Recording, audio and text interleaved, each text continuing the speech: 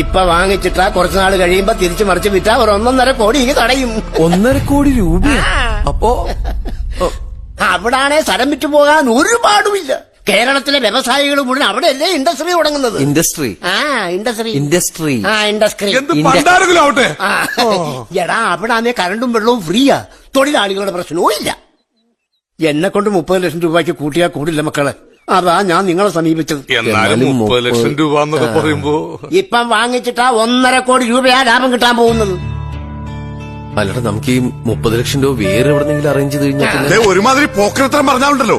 ഇവിടെ 1/3 എനിക്ക് തന്നാ മതി. എന്തിന്റെ ലാഭത്തിന്റെ 1/3? ഒന്ന് നിനക്ക്, ഒന്ന് ഇവന്, ഒന്ന് എനിക്ക്. അപ്പൊ പിന്നെ എനിക്കോ? ആ ബ്രോക്കറേജ്. അപ്പോ 30 ലക്ഷം ഞാൻ തരുന്നു. മുതലാളി, എഞ്ചേടാ നമ്മൾ എന്തിനാ 30 ലക്ഷം അവന് കൊടുക്കുന്നേ? ആ സ്ഥലം നമുക്ക് വാങ്ങിച്ചാ പോരെ? അപ്പൊ അവൻ തരാനുള്ള 3 ലക്ഷം നിന്റെ അപ്പം തരുമോ? ഇവിടെ ചെവിയിൽ ഇത്തിരി വെള്ളം പോയി നമ്മൾ എന്താ ചെയ്യാ? കുറച്ച് വെള്ളം കൂടി ഒഴിക്കും, അപ്പൊ എല്ലാം കൂടി പോവും. അങ്ങനെ മൊത്തം കാശും കളയുന്ന എന്തിനാ ചോദിച്ചേ? ചേടാ അതല്ലടാ, കാശെറിഞ്ഞ് കാശുണ്ടാക്കണം. ഇപ്പൊ കൊടുക്കുന്ന 30 ലക്ഷവും പഴയ 3 ലക്ഷവും പിന്നെ ലാഭം കൂടി നമ്മൾ കൈക്കലാക്കും.